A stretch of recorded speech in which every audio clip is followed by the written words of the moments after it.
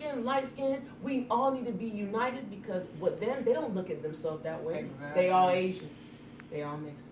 They are, although some of them do have colorism going on in their own world, but it's not like how we have it. Ours is different. Ours is much deep So rooted. so you see why it's important to dig up that subconscious? Yes. Because that was put in our society for a reason, to separate us. Because they know women united is a powerful, powerful thing. We'll take bullets for one another. How can they break that down? They knew that psychology years ago. That's why it's time to get right from within so we can turn that off. No more beef because of complexion, man, please. That's not real. Well, Sasha, that's kind of why, and goes back to why I said I don't feel like I have that kind of baggage. Because I grew up with a two-parent home too. You know what I'm saying? But no, I just gotta say that, if it wasn't for my mom and dad instilling a certain level of pride, then I can kind of see having that type of, baggage.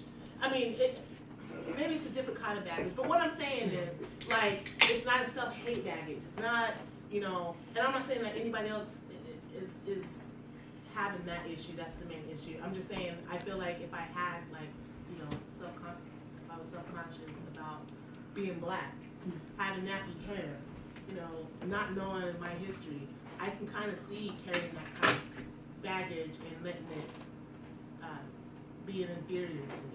Do you feel what I'm saying? Absolutely, but your baggage might not be with your culture, but it could be with your appearance. Yeah. I love being black all day.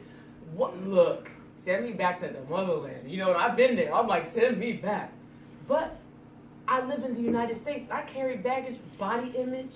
I was a member of the Screen Actors Guild for years, so I auditioned all my life, and you always compared to that white chick or that exotic chick. Every age is, well, she's an exotic, look, and they liken exotic to not black or not white. So you were like, well, what do I have to do to be exotic? So I don't have the racial issue because I love myself and I love my culture, but we all got body image issues.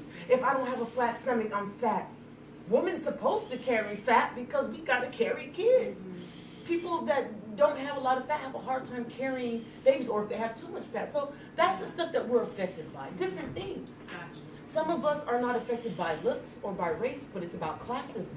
My mom and dad were doctors. My uncle and aunts were doctors. And I want to be a fashion designer. Ouch, that is not going to roll over good. That's a different baggage. So, you want to stay safe for them to make them happy, but you're inside hurting yourself because you want to design the next best outfit, So we all have different baggage. It doesn't have to be cultural. Because one thing black women are becoming a more culturally strong pride. Because we, our blood goes deep. But we still live in this world and we're a byproduct of all the expectations and beauty standards and, her name's Latifah. What kind of name is Latifah? Why? Do you ask Rebecca that question? What's she going through? If I'm in an interview, why do you want to know where Sasha comes from? I'm just hypothetically speaking. We get asked stuff that other people don't get asked. How do you comb your hair? How do you wash it? How do you wash yours? Like, we have to go through that. A Filipino won't ask that to a Korean person, And the kicker is, even a dark-skinned Indian person, I'm talking from the country, don't get asked that stuff because their hair is not like kinky like ours. We get asked, we are just in a class all by itself. So, that's just another way it could affect us, but we're all affected by something. So all I'm saying is identify what's affecting you. Whatever, I can't call it. I know one of the things that was affecting me, but identify, because what we could do in our DNA is change our DNA, so before you have kids, you don't pass it on. You're in a great position right now. I wasn't grown up being taught my black is beautiful and all that, and I'm black and I'm proud, because we're a product of all that hard work. So my parents' generation was to live the American dream. Our grandparents were in the civil rights, so now we're in. We work, we buy houses, we do all that. We wear Jerry curls, and we were just in the 80s, we was just living that life, thinking that was in the past, not that it was gonna come up. But guess what? It's back. Why? Why is it back? Because the heart of the 60s never went away. It was just bandaged up by civil rights bills and acts and laws. You just put a bandage on the sentiment of the time. But bandages peel off. And guess what's exposed? The heart. So now it's come back hard. Think about it. 50 years ago, the people that still talking hate now, that was their granddaddy that was hearing it from. They that far away. Exactly. You know? Why are we so surprised? And I'm a kid of the 70s, so See, I already why are we so surprised that it's gone anywhere? It's not that long. went It never went. It was just covered up. Just You covered can't say that because you'll get in trouble. You don't like black people, but affirmative action says you gotta hire them. So we never knew how people felt. But now, the bandage is peeling off. The wound is exposed. Exposing, honey. Now we have to deal with it. Now we have to deal with it. And before we can deal with it outside, We gotta deal with it internally. boom, bip. We are responsible for our environment, not the government. The government was never set up for us anyway. The government is supposed to serve the people. The people are not supposed to serve the government. We gotta change that. It seems like an impossible task, but stuff like this is the beginning. It's the beginning. Because we're gonna raise them kids that gonna be like that shirt. Dear racism, I'm not my grandparents. Love these hands. I gotta get that shirt. This is not them. We understand it's gonna be a role, but we have to be willing to walk it. Or else why do you want to have kids to raise them in a world like this? We gotta change that. And for us that have kids, we don't want them to go through this. I don't want my daughter to know heaven, let alone be a Sandra Bland. I don't want my nephew to be a Jordan Davis or a Trayvon Martin, or I can go on and on. But if we don't do anything now, we're setting it up to happen.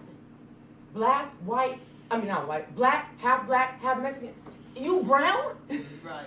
Because my nephews are half white. And we teach them they black, because black people raise them, their DNA is dominant, we tell them all that. Right. Not to not acknowledge your white part, but see for them, what they see is, I don't know any of these white people they're not here with me. So all I know is what I'm being taught and what the world's gonna see them as. I don't care how much your hair is red, one of them is a redhead. Still black. The kids at school don't even know. My oldest nephew, he looks like me.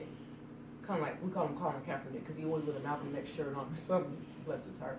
But the other one, he's a redhead, pale-skinned kid and go to school and he said, they told me I'm not black again. I said, but you know what you are? Then my mom come up there, who's that? He's like, it's my grandma. He's like, yeah, But we have to let them know who they are because somebody else will tell them something that they're not. They'll tell them, Sebastian, you're not black. They're like, yes, I am. Because everybody's caught up in appearance. They don't know nothing about our DNA. We gotta teach our kids that stuff. So it starts with us, guys. It starts with us. So please go home. If you're compelled, get the book. If not, just ask yourself, what's that one limiting belief that I have that's keeping me hostage? Because we all have them. Because the next time I have this and we come here, I want everybody to bring somebody. And I want y'all to be a testimony, at least to one shift in your life.